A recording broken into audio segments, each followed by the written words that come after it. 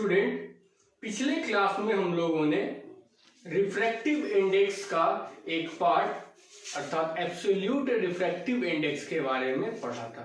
हम लोगों ने ये जाना था कि रिफ्रैक्टिव इंडेक्स दो प्रकार के होते हैं, एक जो है आपका एब्सोल्यूट रिफ्रैक्टिव इंडेक्स और एक आपका रिलेटिव रिफ्रैक्टिव इंडेक्स।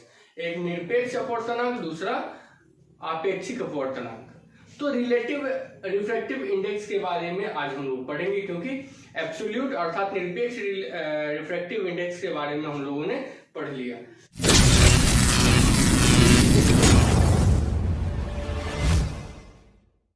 थोड़ा पिछले क्लास के बारे में हम लोग समझ लेते हैं कि पिछले क्लास में जब हम लोगों ने एब्सोल्यूट रिफ्रैक्टिव इंडेक्स के बारे में पढ़ा था तो वो क्या था कि जब वो भी देखिए एक प्रकार का रिलेटिव रिफ्रैक्टिव इंडेक्स ही है। जब लाइट निर्वात या फिर वायु से किसी माध्यम में आता है तो उस माध्यम का अपवर्तनांक निर्वात अथवा वायु की अपेक्षा में जो भी होगा वह उसका एब्सोल्यूट अर्थात निरपेक्ष अपवर्तनांक होगा। लेकिन वही अगर एक माध्यम अर्थात पानी से निकल के कांच में चला गया, है ना, या कांच से निकल के किसी और माध्यम में चला गया, तो एक माध्यम से निकल के दूसरे माध्यम, अच्छा ये जो माध्यम है वो आपका एयर और जो वैक्यूम है उसको छोड़ के करते हैं। तो एयर और वैक्यूम को छोड़ के बाकी जितने भी ऑप्टिकल मीडियम है, ऑप्टिकल ट्रांसपेरेंट मीडियम, प्रकाश यदि उनसे ट्रेवल करके किसी दूसरे मीडियम में जाता है तो उस दूसरे मीडियम का रिफ्रैक्टिव इंडेक्स पहले वाले के रिस्पेक्ट में रिलेटिव रिफ्रैक्टिव इंडेक्स कहलाता है। ठीक है, तो हम लोग रिलेटिव रिफ्रैक्टिव इंडेक्स से स्टार्ट करते हैं और फिर समझेंगे। उसके बाद फिर हम लोग रिफ्रैक्टिव इंडेक्स के बारे में भी समझेंगे कि ये किस किस चीज पर, किन किन चीजों पर डिपेंड करता है ना। तो आगे देखते हैं हम लोग। पहला लिखते हैं हम लोग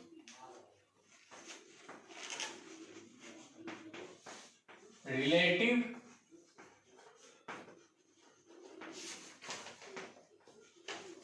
रिफ्रैक्टिव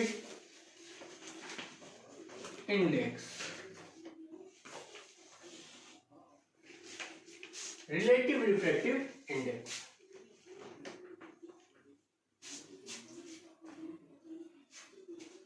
तो लिखिए, when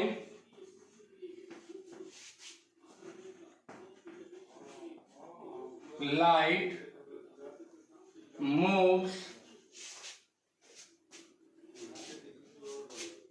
from a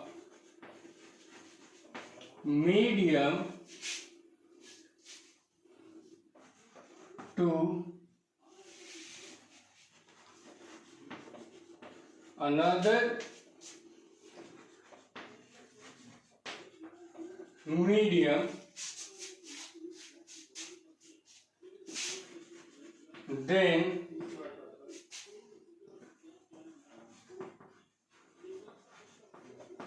refractive index of that medium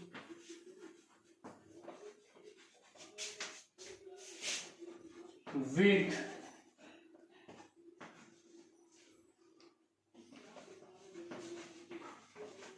respect to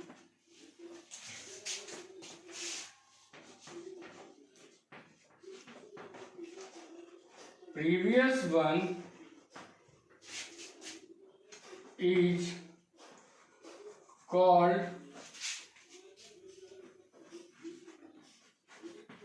relative refractive index. जब प्रकाश एक माध्यम से किसी दूसरे माध्यम में जाता है तो उस माध्यम का अपवर्तनांक विथ रेस्पेक्ट टू, मतलब कि किसी पहले वाले जो माध्यम है उसके रेस्पेक्ट में उस माध्यम का अपवर्तनांक क्या कहलाता है हमारा, आपेक्षिक अपवर्तनांक, रिलेटिव रिफ्रैक्टिव इंडेक्स। तो इसको नोट कीजिए, जैसे अगर देख लेते हैं यहां पे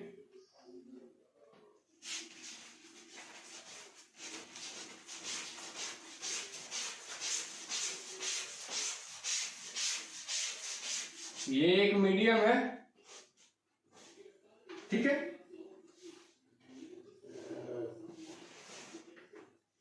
ये इंटरफेस, इस मीडियम का रिफ्रैक्टिव इंडेक्स μ1 और इसका μ2। अब लाइट जो है, लाइट ट्रेवल करके यहां पे पहुंचा, मान लेते हैं यहां पे देख लेते हैं कंडीशन, कोई ना कोई कंडीशन तो लेना ही पड़ेगा। मान लेते हैं μ1 ग्रेटर देन μ2, μ1 ग्रेटर देन μ2, अर्थात μ1 वाला जो माध्यम है वो कौन सा मीडियम हो जाएगा, डेंसर मीडियम, और μ2 वाला जो मीडियम है वो कौन सा हो जाएगा, रेयर मीडियम। क्यों? क्योंकि अपवर्तनांक जो है रिफ्रैक्टिव इंडेक्स μ1 का ज्यादा है, तो जिस मीडियम का रिफ्रैक्टिव इंडेक्स अधिक होगा वह मीडियम सघन हो जाएगा, डेंसर हो जाएगा, और जिस मीडियम का रिफ्रैक्टिव इंडेक्स कम होगा वो रेयरर हो जाएगा, विरल हो जाएगा। और हम लोग रूल जानते हैं कि जब रे जो है डेंसर मीडियम से रेयरर मीडियम की तरफ मूव करता है तो वह इस नॉर्मल से अवे हो जाता है, मतलब कि नॉर्मल से दूर भागता है। तो ये हो गया आपका I, और जब दूर भागेगा तो निश्चित रूप से R का मान I से क्या हो जाएगा, ज्यादा हो जाएगा, तो ये हो जाएगा R। अब जो है रिफ्रैक्टिव इंडेक्स μ2 का रिफ्रैक्टिव इंडेक्स μ1 के रिस्पेक्ट में हम लोग कैसे लिखेंगे, तो यहां पे देख लीजिए μ21 मतलब क्या हुआ कि refractive index of 2 with respect to 1, refractive index of medium 2 with respect to 1, इसको ऐसे भी लिखते हैं μ21, इट इज इक्वल टू हो जाता है μ2 बाई μ1, μ2 बाई μ1, है ना। तो यहां पे रिलेटिव रिफ्रैक्टिव इंडेक्स क्या हो जाएगा, μ2 बाई μ1। जैसे अगर हम लोगों से पूछा जाए कि ग्लास का रिफ्रैक्टिव इंडेक्स वाटर के रिस्पेक्ट में क्या होगा, ग्लास का रिफ्रैक्टिव इंडेक्स वाटर के रिस्पेक्ट में, तो यहां पे देखिए 2 के जगह पे क्या है, G है, और 1 का के जगह पे क्या है, W है, तो हम लोग क्या लिखेंगे μ2, तो μ2 क्या है, μg बाई μ1 क्या है, वाटर है, μw। अब देख लीजिए ग्लास का रिफ्रैक्टिव इंडेक्स हमने पढ़ा था कि कितना होता है, 3/2, मतलब 1.5, तो इसको लिख देते हैं 3/2 डिवाइडेड बाई μw जो है वाटर का रिफ्रैक्टिव इंडेक्स, ये कितना होता है 4/3, तो μgw इज इक्वल टू क्या हो जाएगा 3/2 into 3/4, it is equal to कितना हो जाएगा 9/8। तो ये आपका रिलेटिव रिफ्रैक्टिव इंडेक्स हो गया किसका, वाटर का, किसके सॉरी ग्लास का, किसके रेस्पेक्ट में, वाटर के रेस्पेक्ट में।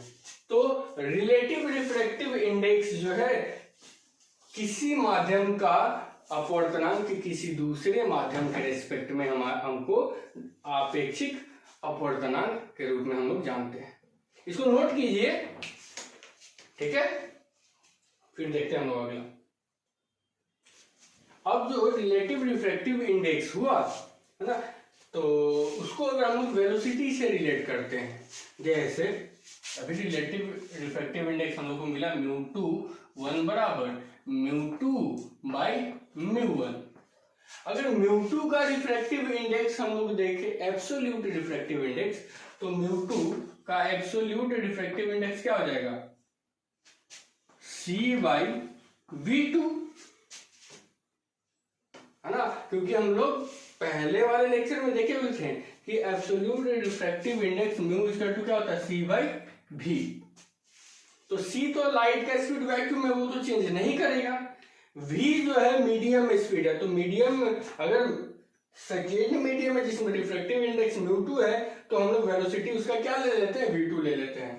अगर μ1 की बात करते हैं, μ1 वाले मीडियम में उसका एब्सोल्यूट रिफ्रैक्टिव इंडेक्स अगर ज्ञात करते हैं हम लोग, निरपेक्ष अपवर्तनांक ज्ञात करते हैं, तो उसका वैल्यू क्या हो जाएगा, c/v1। ये हो गया इक्वेशन 1 और ये हो गया इक्वेशन 2। तो अगर हम लोग ये सारे के सारे वैल्यू μ2 का वैल्यू और μ1 का वैल्यू इसके इस इक्वेशन में डालते हैं तो हम लोगों को क्या मिलेगा, जैसे ये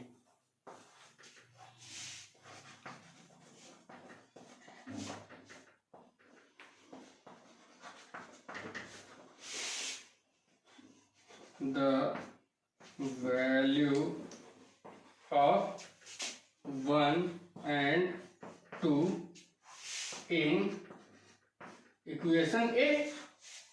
तो जब इक्वेशन ए में डालते हैं तो हम लोगों को क्या प्राप्त होता है, μ21 इज इक्वल टू μ2 के जगह पे क्या लिखेंगे, c/v2 डिवाइडेड बाई μ1 की जगह पे क्या लिखेंगे, c/v1। μ21 बराबर c/v2 into v1 by c, c से c कैंसिल, मतलब v1 बाई v2 हो जाएगा ये रिलेटिव रिफ्रैक्टिव इंडेक्स का वैल्यू। तो हम लोग इसको ऐसे लिख सकते हैं, μ21 बराबर μ2 बाई μ1 बराबर v1 बाई v2। अब इससे तो ये क्लियर हो गया ना। देखिए, तो अगर हम लोग निर्वात की बात कर देते हैं कि μ1 को निर्वात कर देते हैं, तो यहाँ पे c हो जाएगा, कांस्टेंट वैल्यू हो जाएगा, क्योंकि निर्वात में वैल्यू क्या हो जाता है, कांस्टेंट हो जाता है, लगभग 3 लाख किलोमीटर प्रति सेकेंड। तो इस स्थिति में ये रिफ्रैक्टिव इंडेक्स किसके इनवर्सली प्रोपोर्शनेट हो जाएगा, उस मीडियम में जो लाइट है उसके इनवर्सली प्रोपोर्शनेट। अर्थात किस, यहां से क्लियर हो जा रहा है आपको कि अगर कोई सघन माध्यम है उसमें प्रकाश का वेग क्या हो जाता है, कम हो जाता है। क्यों, क्योंकि refractive index inversely proportionate to, देखिए यहाँ पे, इसलिए mu inversely proportionate to v। Refractive index जो होता है वो अपवर्तनांक का व्युत्क्रमानुपाती होता है, मतलब प्रकाश का वेग उसी में अधिक होगा जो विरल माध्यम है। कम रिफ्रैक्टिव इंडेक्स वाले मीडियम में प्रकाश का वेग जो है अधिक रहेगा, अधिक रिफ्रैक्टिव इंडेक्स अर्थात अपवर्तनांक वाले माध्यम में प्रकाश का वेग क्या हो जाएगा, कम हो जाएगा। ठीक है, तो ये तो निकल गया। अब इसको हम लोग चाहे तो वेवलेंथ से भी रिलेट कर सकते हैं। ठीक है, देखिए यहाँ पे हम लोग जानते हैं कि c is equal to nu lambda होता है। c क्या है, c is equal to speed of light in space, vacuum में। न्यू जो है ये क्या है, फ्रीक्वेंसी ऑफ लाइट है, ऑफ लाइट। और लैम्डा क्या है, वेवलेंथ ऑफ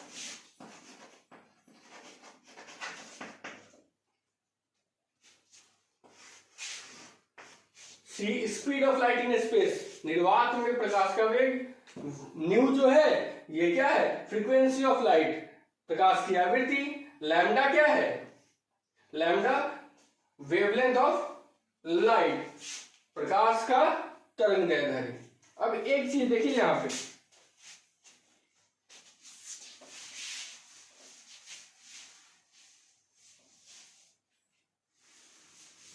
जब हम लोगों ने परावर्तन के नियम को पढ़ा था तो उसमें हम लोगों ने ये पढ़ा था कि प्रकाश जब एक माध्यम से दूसरे माध्यम में ट्रैवल करता है तो उसका कौन कौन सा प्रॉपर्टी जो है वो चेंज होता है और कौन कौन सा प्रॉपर्टी चेंज नहीं होता है।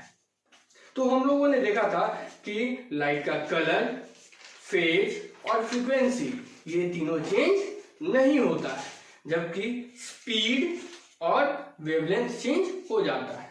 मतलब लाइट अगर एक मीडियम से दूसरे मीडियम में जा रहा है तो उसका ये फ्रीक्वेंसी चेंज नहीं होगा।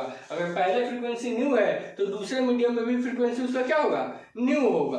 ठीक है, सी है, सी क्या है, स्पेस में अगर लाइट सी है तो मीडियम में उसकी वेलोसिटी क्या हो जाएगी या स्पीड क्या हो जाएगी, वी हो जाएगा। अच्छा यहाँ पे देखिए वेवलेंथ जो है ये भी चेंज हो जाएगा।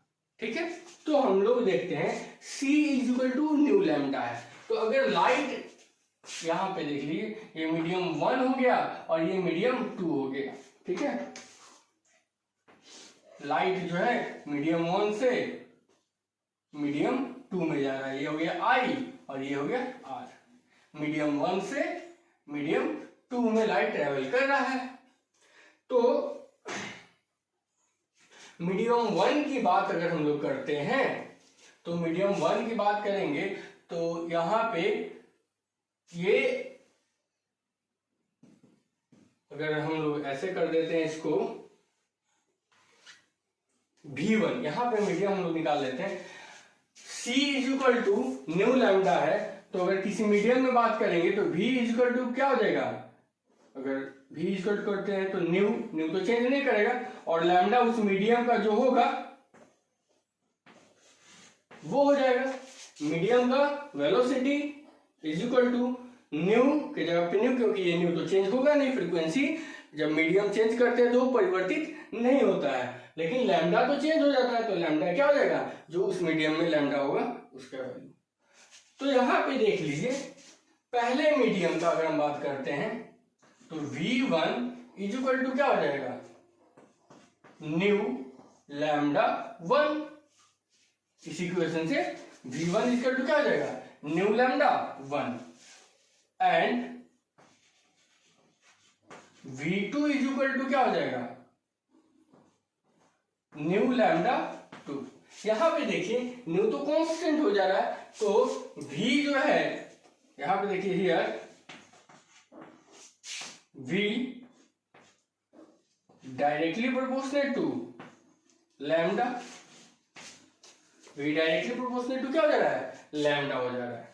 ठीक है, अब यहाँ पे हम लोग ऐसे करते हैं, ये इसको मान लेते हैं इक्वेशन 1 और इसको मान लेते हैं इक्वेशन 2, इसको मान लेते हैं इक्वेशन 1 और इसको मान लेते हैं इक्वेशन 2। तो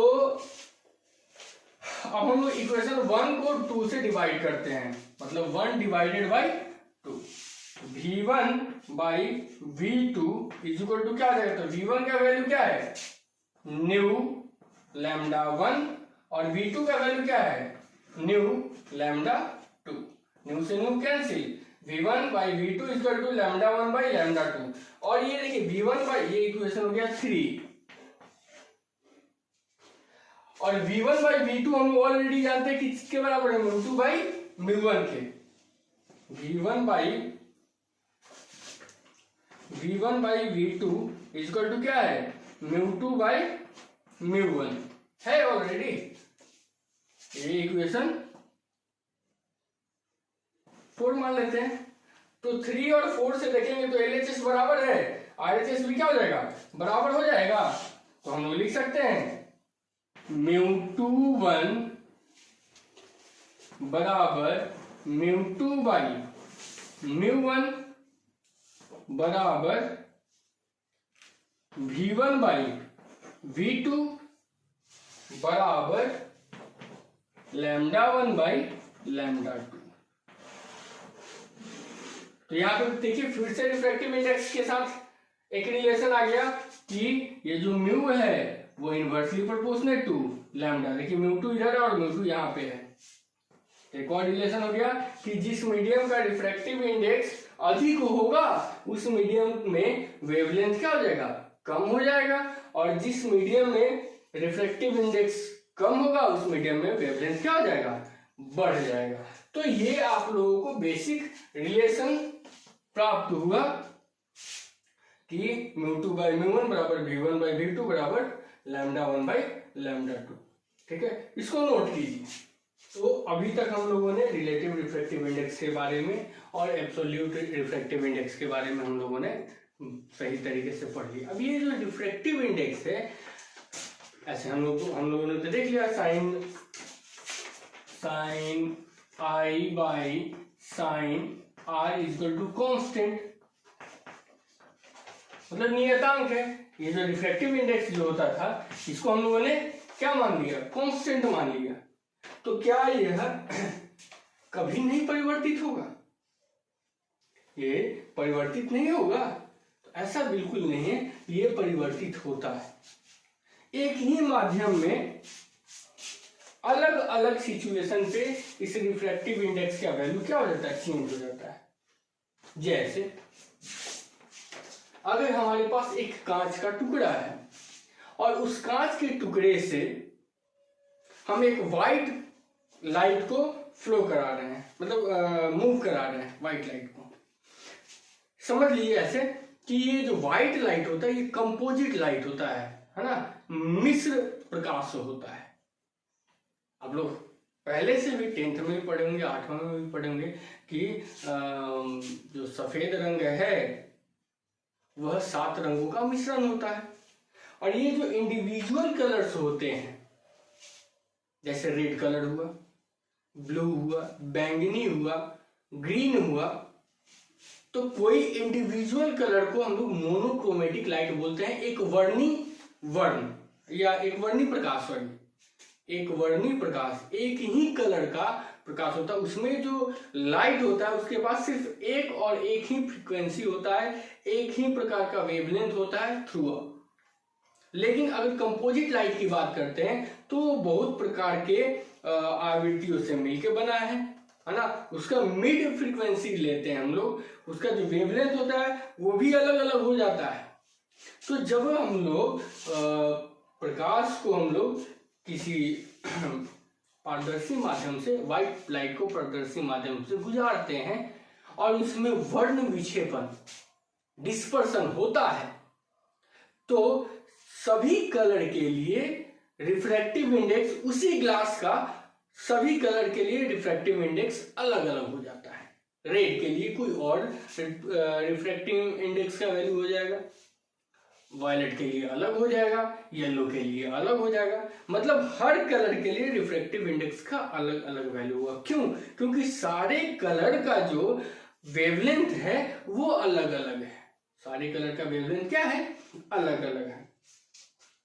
तो अच्छा, अब वेवलेंथ से किस प्रकार से डिपेंडेंट है वो कौची के इक्वेशन से हम लोग देख लेते हैं।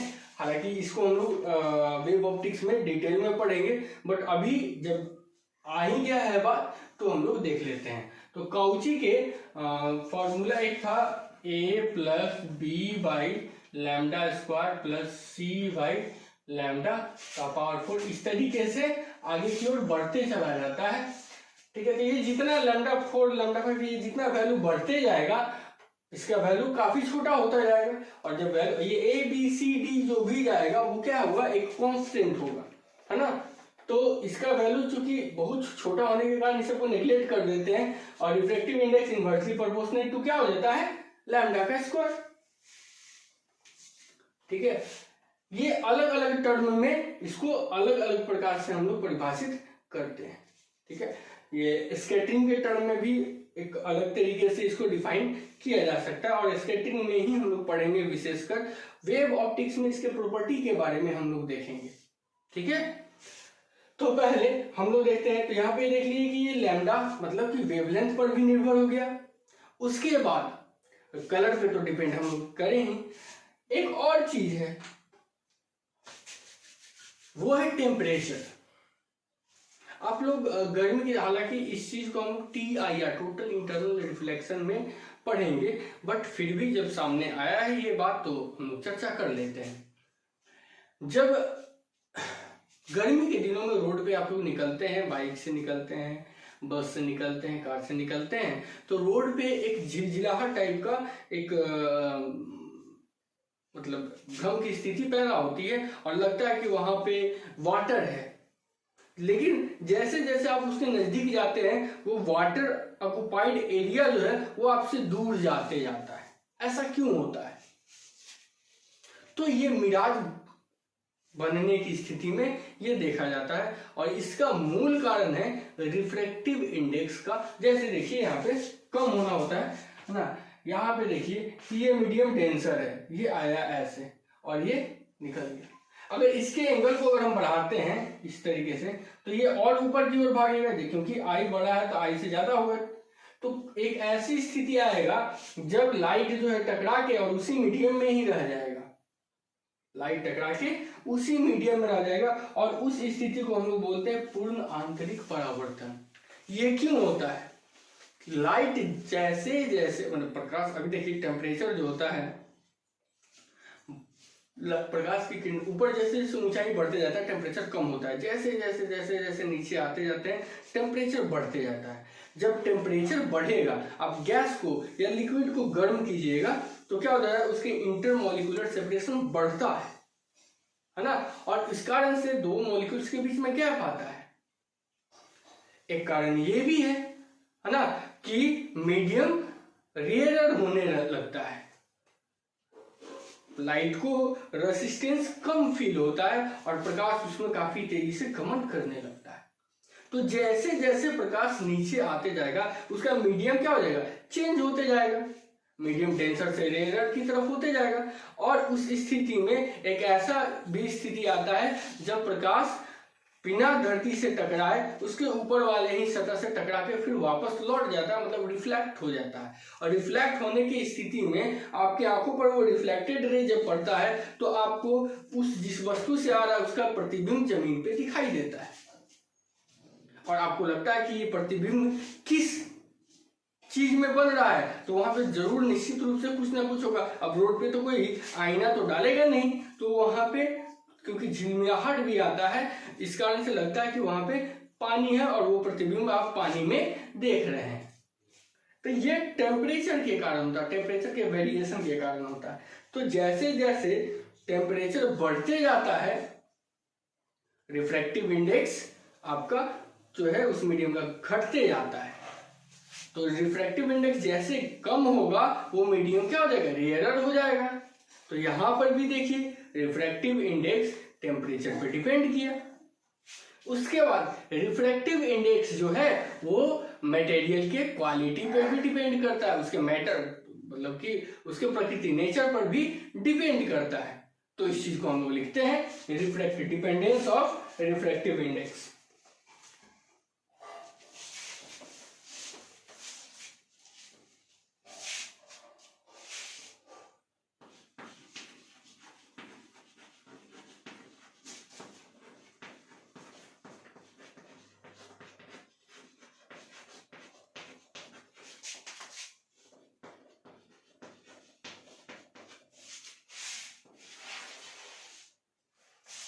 अपवर्तनांक की निर्भरता, ठीक है।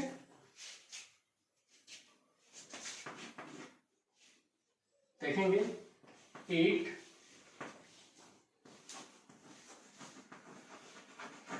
Depend upon the it depends upon the nature of medium. यह माध्यम की प्रकृति पर निर्भर करता है कि वो कितना डेंसर है कितना रेयर है। उसके बाद 8 it depends upon the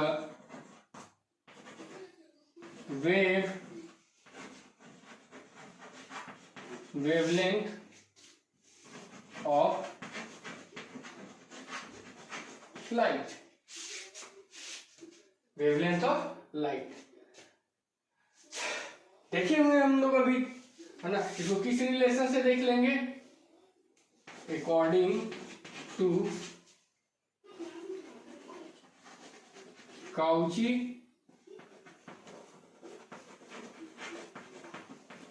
equation, mu is equal to क्या हो जाएगा, A plus B by lambda square plus C by lambda का power 4 plus dot dot dot dot आगे बढ़ते जाएगा। तो यहां पे देखिए कि चूंकि लैम्डा, अच्छा देखिए वेवलेंथ किसका ज्यादा होता है, वेवलेंथ किसका ज्यादा, रेड कलर का वेवलेंथ ज्यादा होगा या वायलेट कलर का वेवलेंथ ज्यादा होगा, तो रेड कलर का वेवलेंथ अधिक होगा, उसका 7800 एंगस्ट्रॉम के आसपास वेवलेंथ होता है, और वायलेट का जो वेवलेंथ है वो 4000 एंगस्ट्रॉम के आसपास होता है। तो लैम्डा रेड जो है ग्रेटर देन लैम्डा वायलेट,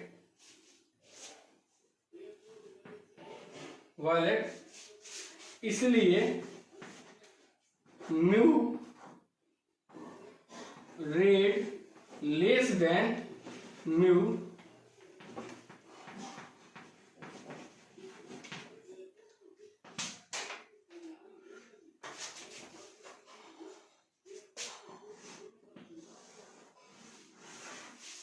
लाल रंग का तरंगदैर्घ्य बैंगनी रंग के तरंगदैर्घ्य से अधिक होता है, इसलिए लाल रंग का अपवर्तनांक बैंगनी रंग के अपवर्तनांक से क्या होगा, कम होगा। ठीक है, तो ये हो जाता है। तो लिख देंगे, इसका हिंदी लिख देंगे कि यह माध्यम के प्रकृति पर निर्भर करता है, और इसमें लिख देंगे यह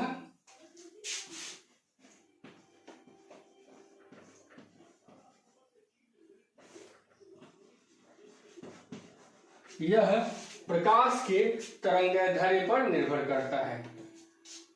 ठीक है, काउची रिलेशन हम लोग देख सकते हैं। ये नेक्स्ट जो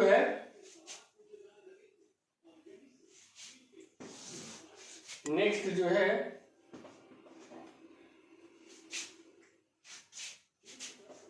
it depends upon the temperature of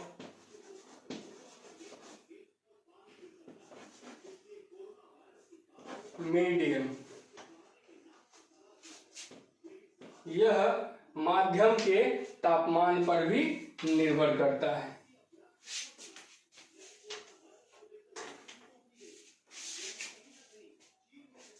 जिस मीडियम का टेम्परेचर हाई होगा उसका रिफ्रैक्टिव इंडेक्स क्या हो जाएगा, लो हो जाएगा, है ना। यहां पे देखिए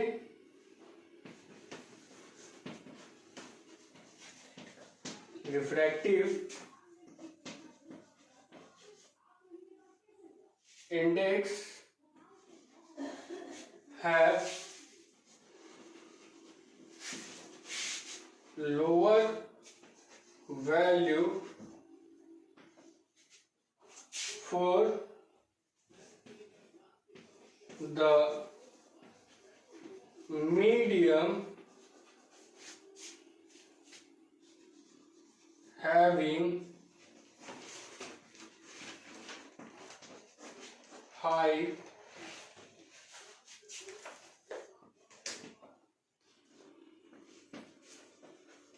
temperature, है ना। जिस माध्यम का टेम्परेचर हाई होगा उसका रिफ्रैक्टिव इंडेक्स क्या हो जाएगा, लो। इसको नोट कीजिए।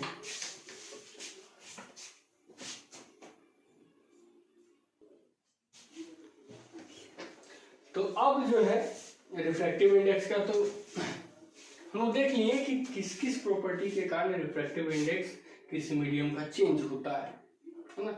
अब देख लेते हैं प्रिंसिपल ऑफ रिवर्सिबिलिटी, ये क्या होता है, इसको थोड़ा समझते हैं।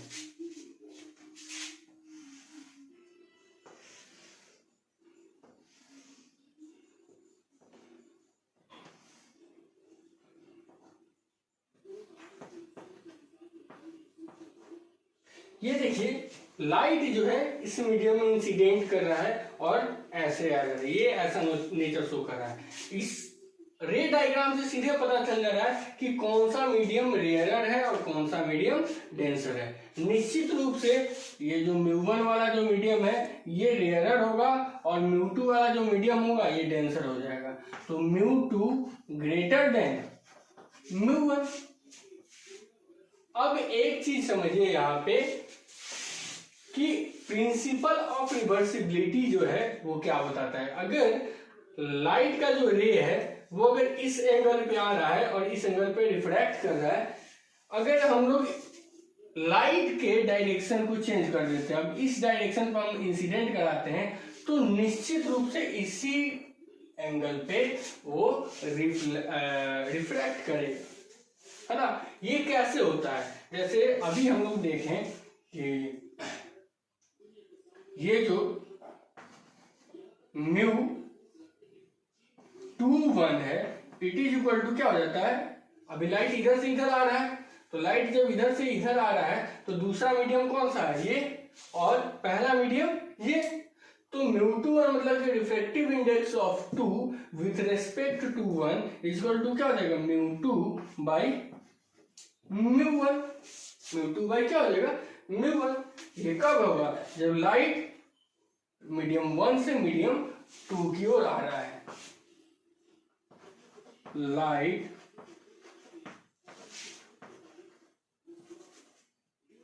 is coming from medium 2 medium 1 to medium 2, है ना। Light is coming from medium 1 to medium 2, तो उस स्थिति में मीडियम 2 का रिलेटिव रिफ्रैक्टिव इंडेक्स क्या हो जाएगा, μ2 बाई μ1। अब जो है डायरेक्शन को रिवर्स कर देते हैं, मतलब इंसिडेंट रे ये था, अब इंसिडेंट रे को हम ये बना देते हैं। इफ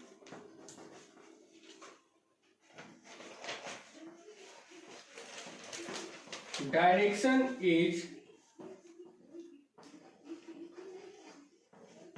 रिवर्स्ड, यदि दिशा को हम लोग क्या करते हैं, परिवर्तित करते हैं, तो दिशा को जब परिवर्तित करेंगे तो ये जो मीडियम है ये अब क्या हो जाएगा, दूसरा मीडियम हो जाएगा, ये हो जाएगा सेकेंड मीडियम और ये हो जाएगा फर्स्ट मीडियम। अब इस मीडियम का रिफ्रैक्टिव इंडेक्स इसके रेस्पेक्ट में अगर हम लोग निकालते हैं तो उस समय क्या हो जाएगा, μ1 बाई μ2। देन μ12 इक्वल टू क्या हो जाएगा, μ1 बाई μ2, μ1 बाई μ2। अब देख लीजिए कि इसको हम लोग ऐसे लिख सकते हैं कि नहीं, इसको अगर हम चाहें μ21 को हम लोग अगर यहाँ पे ऐसे लिखते हैं, μ21 इज इक्वल टू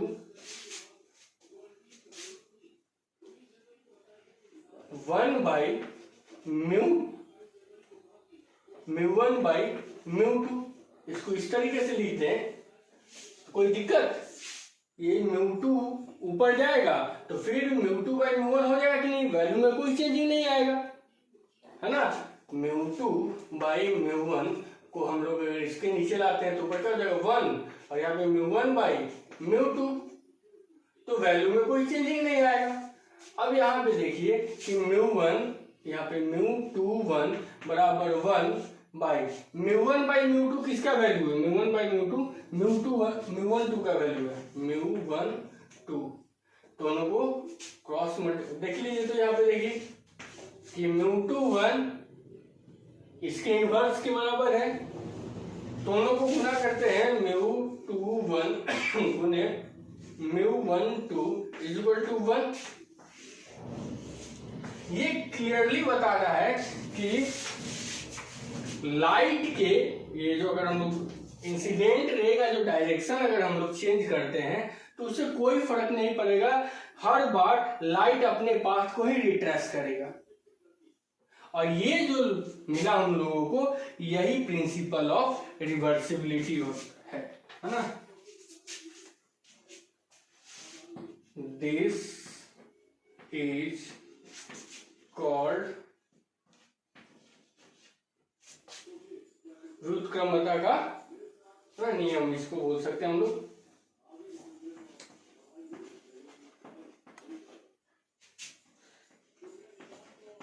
प्रिंसिपल